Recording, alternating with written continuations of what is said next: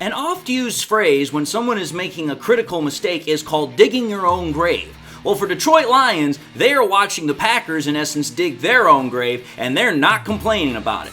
We're going to talk about it in today's episode, folks, so don't you dare go away. What are we? What makes us what we are and what we're going to be? It's grit. It's what we started with last year, guys.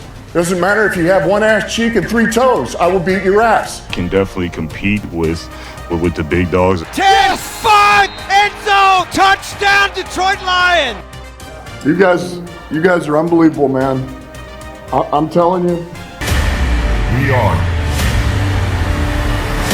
driven by Detroit. Hello, Detroit Lions fans, and welcome on back to yet another episode of MCM Motor City Mania. I'm your host, David T. Pike, and as always, we're diving on in. So here's the thing, folks. Again, training camp is right around the corner, but today's episode is going to be kind of an interesting episode because this is an episode where we're going to be kind of talking about how another team in the NFC North, a decision process that they're going through, a very, kind of stressful time right now, is something that Lions fans ought to be paying very, very close attention to. Not because necessarily of what impact it has on us directly, but what it possibly is going to have an impact on later on down the road. And what am I specifically referring to here? What I'm referring to here is the Jordan Love contract situation that is going on with the Green Bay Packers. This has become something that I have taken quite a great interest in because this offseason we have seen quite a number of quarterbacks that have gotten big-time contracts, including our own quarterback, Jared Goff, getting a contract. But there have been other quarterbacks this offseason that have gotten paid, such as Kirk Cousins, Trevor Lawrence, Baker Mayfield. There have been a couple of quarterbacks that have gotten paid, and now it looks like that Jordan Love is about to become the next one. So why is this something that has particularly caught my interest? Why is this something that I am telling you, Lions fans, you ought to be paying attention to? The reason why is because of, one, everything else that has happened this summer, but also because of what this has a potential for doing for the Packers organization for years to come. So with that having been said, let's get into the content here. So here's the thing, folks. When we're talking about the Packers currently, as it stands right now, if you were to go to either Spot Rack or if you were to go to Over the Cap, the Packers are currently, according to their website, at least at the time I'm recording this, have about $27 to $28.5 million in cap space. However, though, that is not factoring in the fact that the Packers just very recently extended interior defensive lineman Kenny Clark to a 3-year, $64 million extension. So that cap hit has not been officially put onto those websites. So those numbers are most likely very much not accurate. But the full details, the breakdown, that will probably be coming out much later. But I would be most willing to bet that the cap space is probably going to be spread out evenly because it is only a 3-year deal. And with the fact that Kenny Clark is closer to 30 than what he is, they're not going to try and backload the contract in case they want to have a potential out. So they're probably going to evenly spread out the contract. Either way, that doesn't really matter, other than the fact of what the cap implications have for the next couple of years. Why? Because we're talking about Jordan Love's upcoming contract extension. Because the report is from Adam Schefter that the Packers are trying to make Jordan Love the highest paid quarterback in NFL history. And as soon as I heard that, my ears definitely started percolating. My ears definitely perked up big time because I was like, oh really? Please do tell. Because let's think about this, folks. There are currently two quarterbacks right now in the NFL that get paid the most on average per year at $55 million, and that is Trevor Lawrence and Joe Burrow. They both get paid on average about the same amount per year at $55 million. That's a lot of damn money. That's a very extreme amount of damn money, especially considering the fact for one quarterback only has one playoff win in a division title, and the other quarterback, which has substantially more, has got a Super Bowl appearance. But neither one of them have a Super Bowl win. Neither one of them have really done nearly as much to earn that contract in other categories. One because The other quarterbacks, such as Joe Burrow, has had to deal with injuries with the Bengals, but with Trevor Lawrence, not really had a whole lot of opportunity with the Jaguars because the Jaguars have not really been all that good. But I digress. The point of the matter is that if Adam Schefter is correct that the Packers are trying to make Jordan Love the highest paid quarterback. Now, I don't know if that's in terms of total value or if that's in terms of average per year. But the point of the matter is he did say highest paid quarterback in NFL history. What that most likely is telling me is that, okay, let's take a look at what contracts quarterbacks have been getting over the last, year or two. They've usually been getting a 4 to 5 year deal, which tells me that the deal is going to be anywhere between $230 million to $300 million in terms of total value. Because then at that point, you're talking about a deal that's anywhere between $57 million on average to $60 million on average. Because in order for it to either be one or the other, you either have to have the average be higher or you have to have the total value be higher. I don't know which is which, so I'm deciding to cover both bases. Now, I'm going to just say this. If this is true, what Adam Schefter is saying, and I'm just going to be honest, I don't have any reason to doubt that it is. If that's the case, then in my honest opinion, the Packers are making a very dangerous and very risky move. And as a Lions fan, I couldn't be happier to hear this news. And you Lions fans that are watching this content, you should be pretty damn happy too. And here's why. First and foremost, for those that are my regular viewers, let's revisit history really quickly and compare what has happened in the past for the Packers quarterback situation to now. Let's go back, shall we, to October of 2008. Back in October of 2008, the Packers extended Aaron Rodgers by handing him a 6-year, $63 million contract extension, which had $20 million guaranteed against injury, and it had a $7 million signing bonus that was paid up front. Now, I'm just going to say this. Looking back on when that contract was handed out at the very tail end of the 2000s, almost beginning of 2010s, a 6-year deal at $63 million, even for back then, that was a bargain deal. Because you're thinking about it here, that in essence means the Packers got away with paying Aaron Rodgers in 2008 on average $10 million per year. And if you take a look at it from 2010 to 2012, Aaron Rodgers' salary cap hit didn't go higher than $8.5 million. So from that period right there, that was a bargain deal. Now, why am I bringing this up? The reason I'm bringing this up is because you have to go back to the same time frame and understand that in March of 2008 was when Brett Favre had retired from the Green Bay Packers, the first retirement. Well, think about this, folks. Up until that point, Aaron Rodgers had not seen a whole lot of action as a starting quarterback because it had been Brett Favre's show. So by the time the freaking Packers had given Aaron Rodgers his contract extension in October, he'd really only been the starting quarterback for about a couple of weeks, maybe 2 months at most. So the Packers, in essence, got Rodgers to sign a very team-friendly contract extension, which allowed them to make sure that he was under their control for at least the next 6 years under a very manageable cap hit. So why is all that important? Well, let's now compare that to the current day situation. Let's fast forward to now. Now we get to the point where, okay, Jordan Love was drafted by the Packers in 2020. He then is Jordan Love's backup for 3 years. Jordan Love is now Aaron Rodgers' backup for 3 years, just like how Aaron Rodgers was Brett Favre's backup for 3 years. Now, there is one big difference between Jordan Love's situation as of right now to when freaking Aaron Rodgers got paid back in 2008. When Aaron Rodgers got paid in 2008, he hadn't yet played a full season as a starter. Jordan Love, at the very least, can say that he has played a whole season as a starter in comparison to Rodgers versus back in 2008. However, though, the problem is that when you start talking about the difference in actual total value of contract between what Rodgers got in 2008 versus what the Packers are reported to be talking about for freaking Love right now, it vastly freaking throws the scales off because it shows the true madness of what the Packers are in essence getting ready to do. Because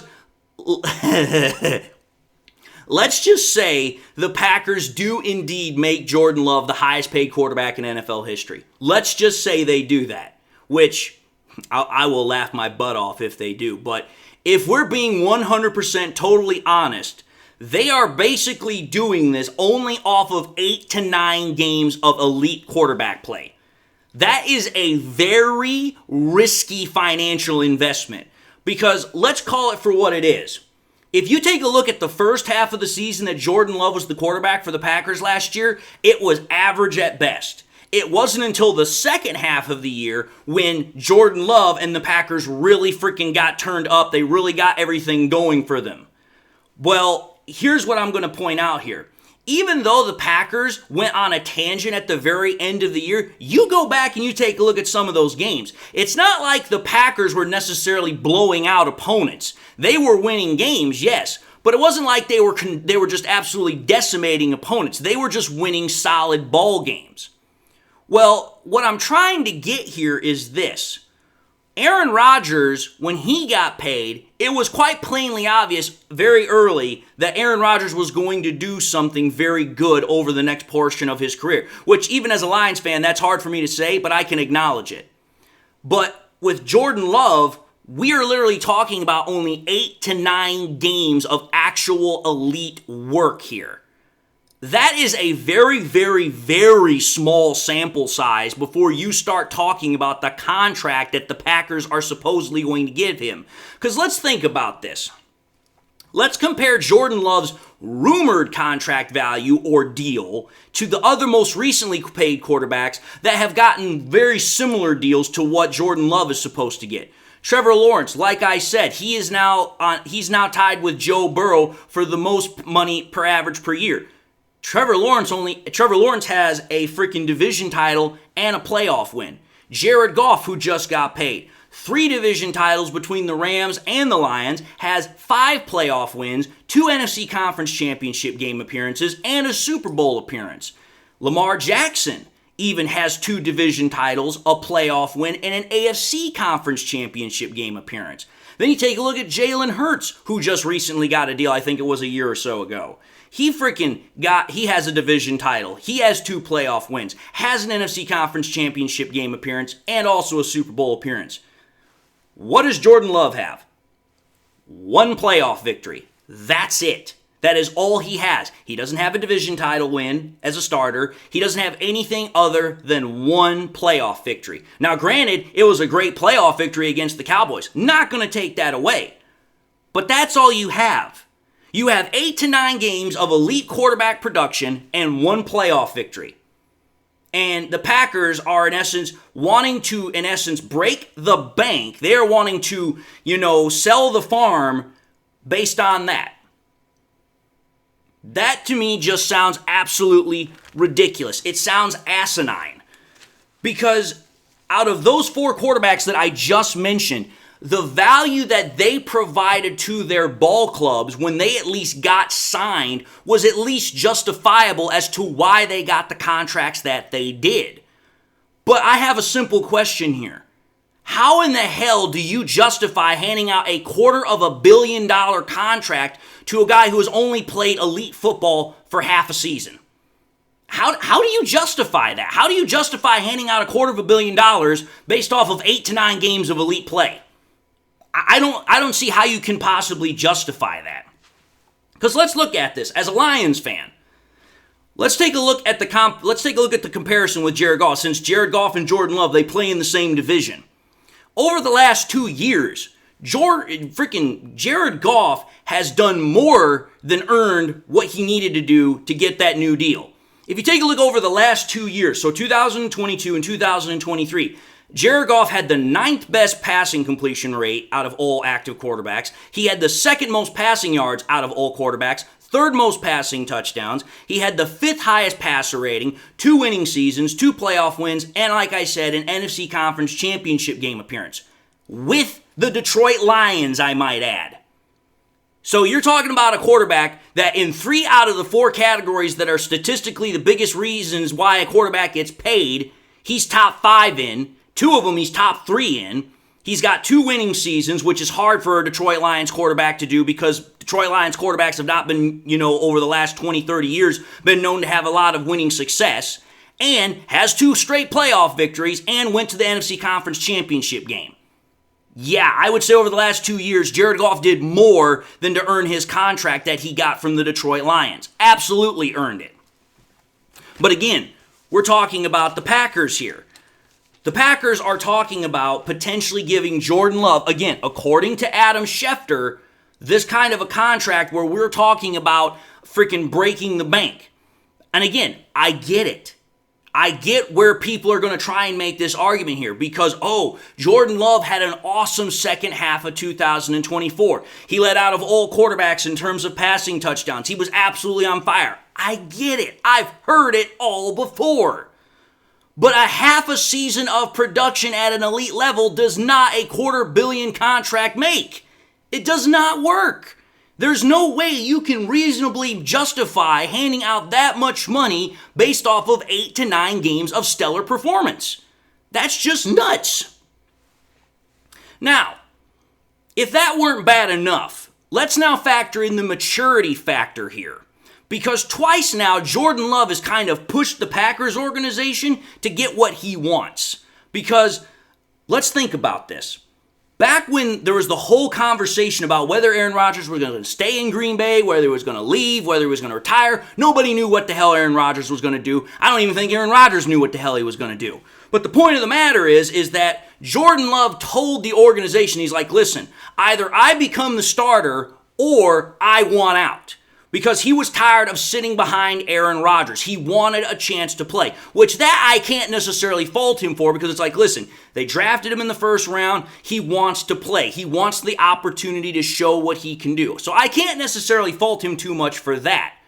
But the point of the matter is that it was a very tricky situation trying to figure things out with Aaron Rodgers because obviously Green Bay does not want to go through the same nonsense that they went through with Brett Favre with Aaron Rodgers. And unfortunately, regardless of the situation, I think they're going to kind of have to do it anyway.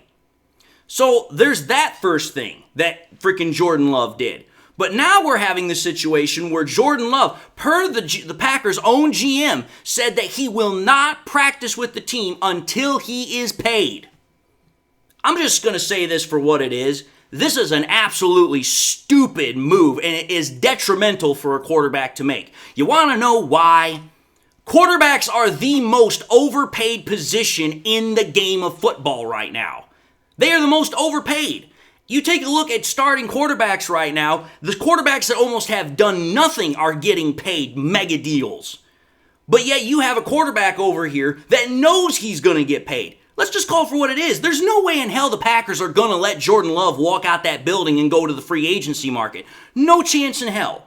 So Jordan Love already knows this. He knows he's going to get paid. It's just a matter of when. So wait a minute here. You know you're going to get paid. You just don't know when. But you're going to say that you're not going to practice until you get paid. Well, clue for you, Sherlock. This is kind of a dip Sherlock moment here, but you're going to get paid either way. It doesn't matter. You're going to get your money. At this point, what freaking Jordan Love is doing is what is a normal business tactic for people that are either saying, hey, I either want more money or I want what I want right now. So either it's instant gratification or it's greed. Either way, it doesn't look good. It shows that you are immature about how the process is handled. And the reason I can say that is, again, let's take a look at how Jared Goff handled this situation with the Detroit Lions and his contract situation. Notice how whenever Jared Goff was asked by Detroit media reporters about anything to do with his contract situation, what did Jared Goff always say? He said, I would love to stay in Detroit. But he always finished the segment saying, it's up to the team, it's up to management. Pretty much he would say, it's not up to me. It's not in my hands. It's up to the team. It's up to the management and how they negotiate with my representatives. I am not going to force anything. That's the point right there I'm trying to make. Goff never once forced the Lions to do anything for him. He simply stepped back and said, listen, I am going to let the team and my representatives figure this out. I'm not going to play childish games because I don't have any reason to. In fact, if you realistically want to think about it, ever since Goff has gotten to Detroit, he has been more than reasonable and flexible with the Lions. Love, on the other hand, other than signing the one-year deal last year that was kind of like a filler contract to kind of get them through last year to this year, he has been consistently pushing the Packers to get what he wants. Again, it's not a good look from a quarterback. Quarterbacks are already extremely pampered as it is in the NFL. And now you got a guy that's saying, oh, well, because I'm not getting what I want right now, I'm going to sit over here in the corner, I'm going to suck my thumb, and I'm going to throw a little tantrum. No, sir. You're the leader of a multi-billion-dollar organization, and you literally are acting like a child. No, sir. Because, again, think about it this way. Goff has been one of the statistically best quarterbacks for the majority of his career. But ever since he joined the Detroit Lions in 2021, he has been statistically a top 5 to top 10 quarterback for the majority of his time here. If you take a look since 2021, Goff has the 11th highest passing completion percentage out of all active quarterbacks. He has the 4th most passing yards out of all quarterbacks. He has the 7th highest passing touchdown total out of all quarterbacks and the 8th highest passer rating. Here's why I'm saying this is a big deal. Goff clearly has the statistical backing to make an argument to get paid whatever he wanted. Plus, on top of that, the success that he's had in Detroit when virtually no other quarterback has had that success, even Matthew Stafford didn't have that success, would have easily been allowing him to say, listen, because of what I've done, I have earned a mega deal contract. But think about this, folks. When Goff got his contract, he didn't even reset the damn market. When Goff got his contract, I think he was only the 2nd highest paid quarterback in terms of average per year. And that didn't even last that long because shortly after Goff got paid, that's when Trevor Lawrence got paid. So his contract went from number 2 to number 3 really damn quick. And now we're taking a look at the Jordan Love contract. It's going to probably go from number 3 down to number 4 really damn quick. My whole point is this. Goff has shown what it means to be a true professional, not only in how you handle contract negotiations, but also making sure that, listen, not only am I taken care of well, but I'm not going to freaking hold my team at ransom at gunpoint to get what I want immediately, whether it's in terms of more money or getting what I want right now. There's a reason why this stuff takes time. Now, the final thing I'm going to say here about the whole Jordan Love contract situation, which makes me as a Lions fan kind of, look at this situation with my eyebrow popped and wondering how this is going to play out, because let's think about this, folks. My main argument why the Packers are foolish for doing this is based upon the fact they are looking at this from all of the second half of last year as the primary reason why they're going to pay him.